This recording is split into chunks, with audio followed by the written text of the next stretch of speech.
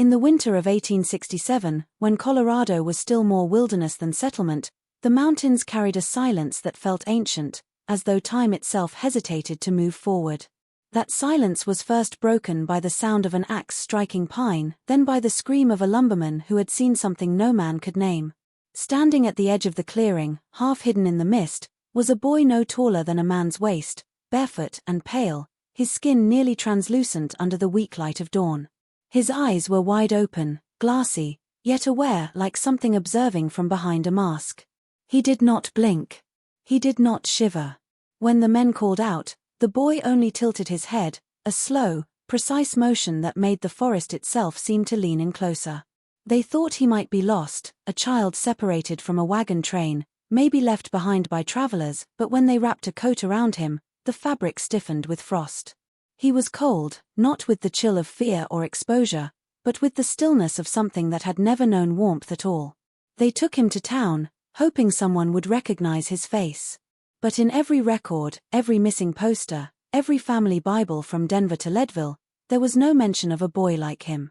The doctor who examined him claimed his heart beat slower than any known humans, so slow he wondered if it beat at all. At night, when the sheriff checked the holding cell, the boy was gone. The lock was untouched. The window unbroken. The only thing left was a faint white frost spread across the floorboards, and the echo of footsteps fading toward the woods. By morning, snow had started to fall again, covering the tracks, and the town whispered its first legend. Some said he was a spirit of the mountains, others that he was what remained when a soul refused to move on. But for those who had seen him up close, the truth was simpler and far more terrifying. Whatever that boy was, he wasn't meant to be found.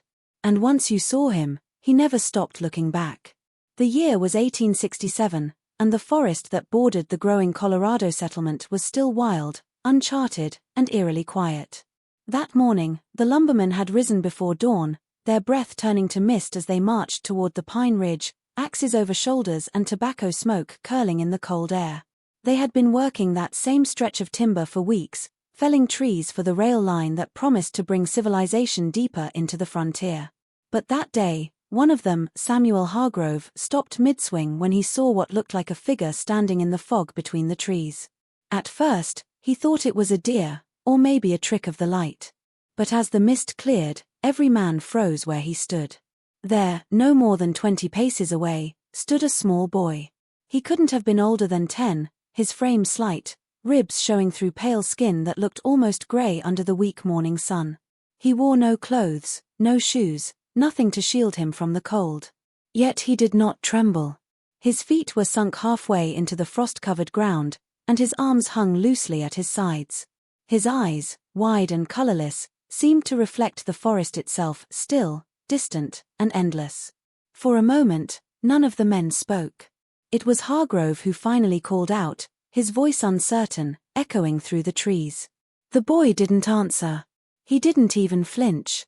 When they approached, one of the men draped his coat around the child's shoulders, but the wool stiffened instantly with ice, the moisture freezing before their eyes. It wasn't the normal cold of the Colorado mountains, it was deeper, heavier, as though the boy carried winter inside him. He didn't cry, didn't speak, didn't move except to slowly turn his head toward each man, studying them with eyes that were far too calm. They tried asking his name, where he'd come from, but there was no sound from his lips, only the faint rasp of his breathing, which came at strange intervals, like he was learning how to mimic life. The men decided to take him to town, thinking he must have wandered from a nearby camp or wagon train.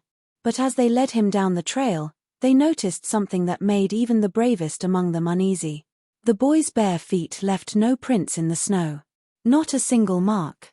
And when one of them turned back toward the ridge, they swore they saw movement deep within the trees, as if dozens of pale shapes were watching silently from the fog, waiting for the boy to return. When the lumberman brought the boy into town, the people gathered outside the sheriff's office to see him, whispering prayers under their breath. He sat motionless on a wooden chair, wrapped in a thick wool blanket that did little to hide his unsettling stillness. The sheriff, a man named Tom Weaver, began his questioning with the patience of someone used to dealing with lost travelers, but the boy didn't speak. His gaze drifted from face to face, not with confusion or fear, but with a kind of quiet curiosity, as if he were studying creatures he didn't quite understand. Weaver sent a rider to the nearby settlements, Golden, Central City, even as far as Denver, to inquire if any family had reported a missing child. Days passed with no response. Not one record, poster, or letter described a boy of his age or features. It was as though he had appeared from nowhere. The town doctor, Elias McCready, examined him next. McCready found no scars, no signs of malnutrition, no injuries that could explain how a child could have survived alone in the wilderness. Yet the boy's pulse baffled him. It was slow, unnaturally so, almost undetectable, and his body felt cool to the touch, colder than the air in McCready's office.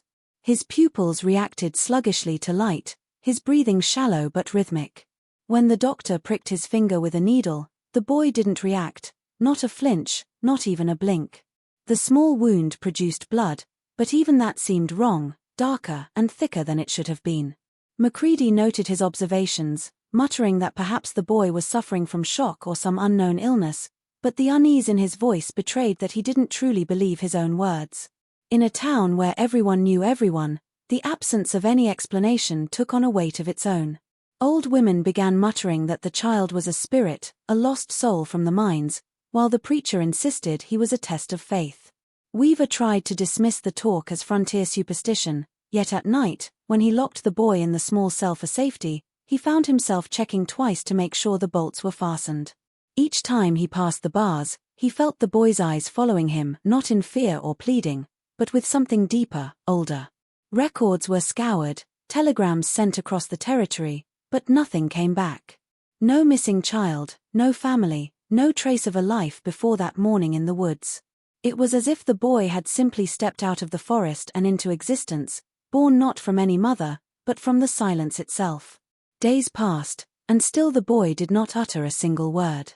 The townspeople took turns watching him, trying every method they could think of to draw a response. They offered him food, warm bread, stew, even sweets brought by the blacksmith's wife, but he never ate. The bowls remained untouched, the spoons unlifted. Sometimes he would look at the food for several minutes, as if recognizing it, but then his gaze would wander elsewhere, back to the window or the flickering light of the oil lamp. His silence became heavier with each passing day, pressing down on the room like a fog that refused to lift. What unsettled everyone most was that he never appeared frightened. He didn't cry, didn't reach out for comfort, didn't even react when someone raised their voice near him. He simply existed, watching, breathing, blinking less than any living child should. The sheriff began to believe the boy might be mute, but even mutes expressed emotion through movement or sound. This child did not. At night, when the town was quiet, the deputy swore he could hear faint sounds from the cell, the soft rhythm of slow, deliberate breathing and something else, something like whispering, though no words could be made out. When he checked, the boy would be sitting in the same place, facing the wall, motionless except for the rise and fall of his chest. The doctor, still curious, decided to test the boy's reactions. He lightly pressed a heated metal rod against the child's forearm. The strangest discovery came when McCready placed his ear close to the boy's chest, listening for rhythm beyond the heart's slow pulse. At first there was nothing, only the doctor's own breathing. Then he heard it, a faint, irregular sound like wind moving through hollow spaces, soft but unmistakable. It wasn't breathing, at least not the human kind. It was something else, as if the boy's insides weren't lungs but a passage for something unseen. McCready jerked back, trembling, the stethoscope clattering to the floor. The boy's eyes followed him slowly, and for the briefest moment, the doctor swore he saw condensation form on the glass lantern beside them, the temperature in the room dropping several degrees in seconds. McCready wrote everything down in his notes, but his handwriting shook so badly the words were nearly illegible. He didn't speak of what he heard, only muttered that the boy was a living contradiction. Yet deep inside, he knew the truth was far worse. Whatever life stirred inside that fragile body did not belong to this earth, and every second it remained among them, the boundary between the living and the dead seemed to thin just a little more. By the time night fell over the small Colorado town, the sheriff had decided to keep the boy in custody until they could find someone who might claim him. He was placed in the single holding cell, the one with a heavy iron door and thick bars that had once held drifters and outlaws passing through the frontier. Sheriff Tom Weaver locked the door himself, double-checking every bolt before hanging the keys on the wall beside his desk. The boy sat quietly on the small cot inside, wrapped in a wool blanket, his hands resting in his lap. He hadn't spoken or moved since they brought him in, except to lift his head occasionally toward the small window where snowflakes drifted like dust. The sheriff stayed in his chair that night, keeping the fire alive, listening to the creak of the wood as the wind howled outside. Around midnight, a sudden chill filled the room. The fire still burned, but the warmth it gave seemed to vanish. Weaver rubbed his hands together, glancing toward the cell. The boy hadn't moved, but something about the stillness felt different now. He seemed more like a shadow than a body, his outline faint in the dim light. The sheriff tried to shake off the feeling, poured himself a cup of coffee, and sat back down. Minutes passed. Then there came a faint sound, soft but distinct, the metallic click of the cell door shifting. Weaver looked up sharply. The lock was still in place.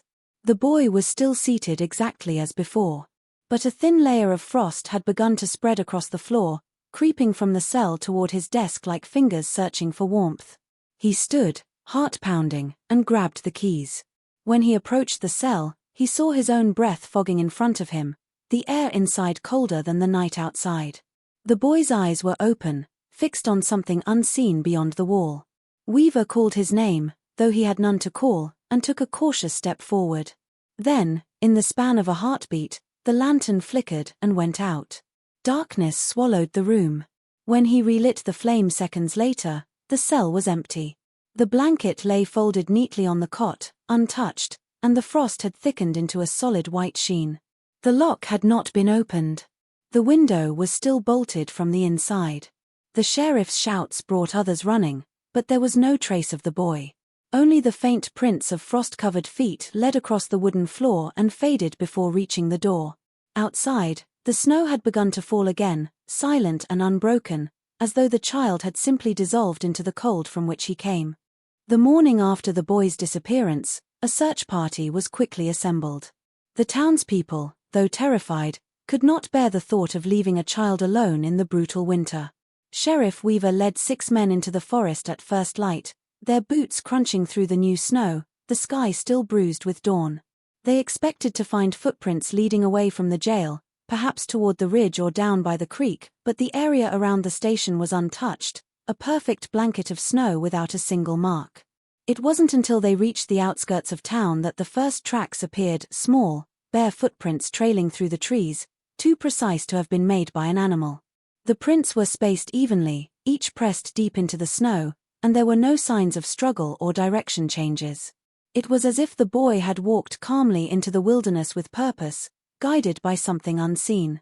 The men followed the trail for miles, through dense pine groves and frozen creeks, until their breath turned to mist and their hands went numb from the cold. The forest was unnaturally quiet, the kind of silence that made every step sound intrusive. Weaver counted the footprints aloud at one point, realizing with unease that they hadn't faded with time or wind. The snow around them looked freshly fallen, yet the prints remained sharp, frozen in perfect detail. As the group pressed deeper into the woods, the trees grew closer together, the light dimming until only fragments of gray sky could be seen above. Then, as abruptly as they had begun, the footprints ended. There was no clearing, no obstruction, nothing to explain it. The last prints stood in a perfect half-circle at the base of an old pine, and then nothing. The snow beyond was flawless, untouched in every direction. The men circled the area, searching for signs of a fall, a hidden hole, or a cave entrance, but there was none. The boy had simply vanished mid-step. One of the men swore he felt a vibration underfoot, faint and rhythmic, like a slow heartbeat pulsing through the ground. Another claimed he heard a whisper behind him, soft and childlike, though when he turned, only the wind stirred the branches. Sheriff Weaver knelt and brushed his gloved hand across the final footprint. Beneath the thin layer of snow, the ice shimmered faintly blue, almost glowing in the half-light. The realization struck him with quiet horror. The temperature was dropping fast, colder than it had been all winter, and the woods felt heavier, as though something unseen was watching them from just beyond the tree line. Weaver ordered the men to turn back. But as they left, one of them glanced behind and swore he saw a small figure standing far off between the trees, perfectly still, as if it had never left. As winter deepened over the next few weeks, the woods surrounding the town seemed to take on a presence of their own. The air grew sharper, and nights fell unnaturally fast, blanketing everything in an uneasy stillness. It was then that the whispers began. At first, they were dismissed as tricks of the wind, soft, high-pitched murmurs that drifted through the pine trees at dusk. But soon, too many people heard them for it to be imagination. Hunters returning late from the forest claimed to hear faint humming, a child's voice rising and falling in slow, eerie rhythms. It always came from deep within the trees, never close enough to follow, yet never far enough to ignore. Some said the melody sounded almost human, while others swore it carried no emotion at all, just an endless repetition of the same haunting tune. The townsfolk grew frightened.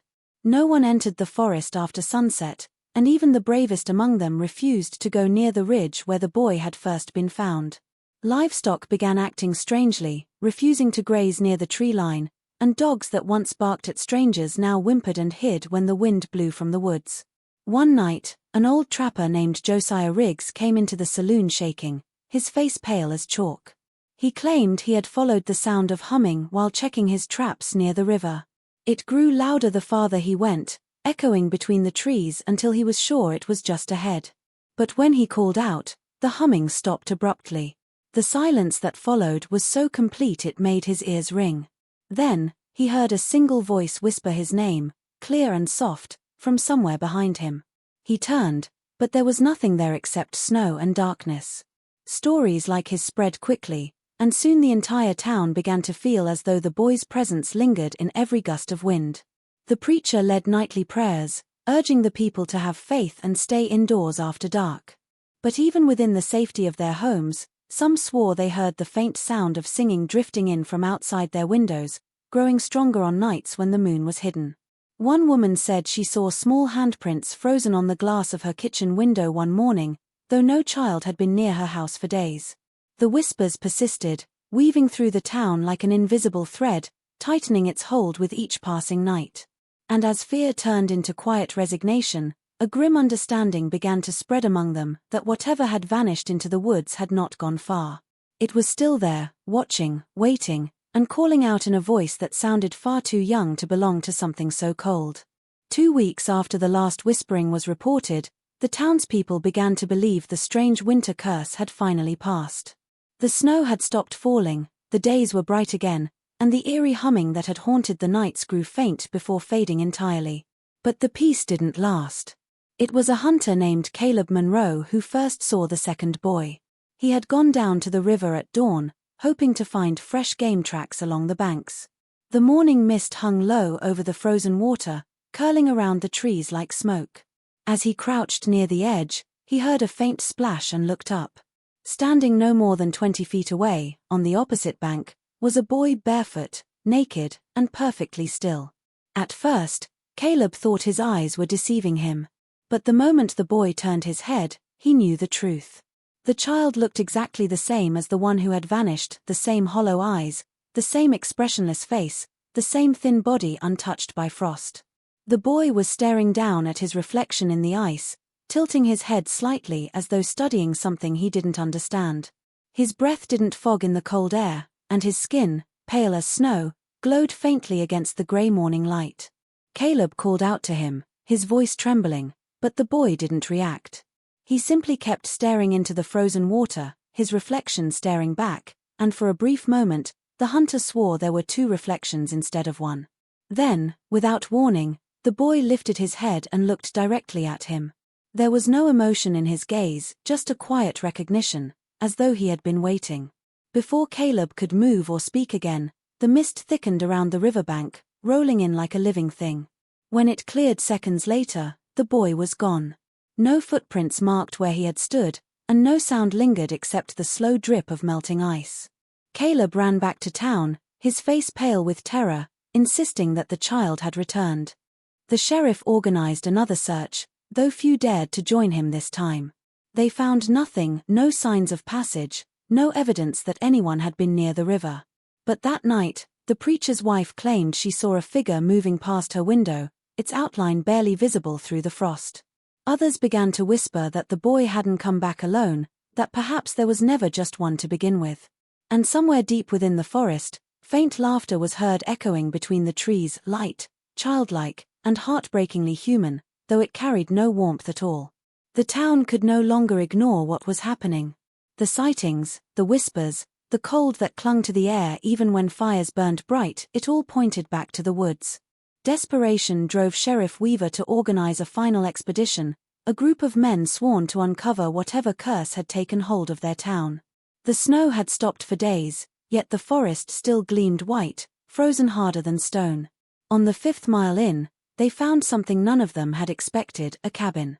It stood alone in a hollow surrounded by pine, half buried under ice, its roof sagging, its door slightly ajar. No one in town had ever mentioned it before, and no map showed a dwelling in that area. The men exchanged uneasy glances before Weaver pushed open the door. A blast of air escaped, colder than anything they had felt outside. Inside, the cabin was untouched by time, yet everything felt wrong. The fire pit in the center still held the charred remains of wood, though it looked long since burned out.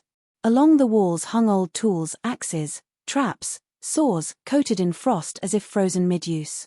But what truly made the men recoil were the animals.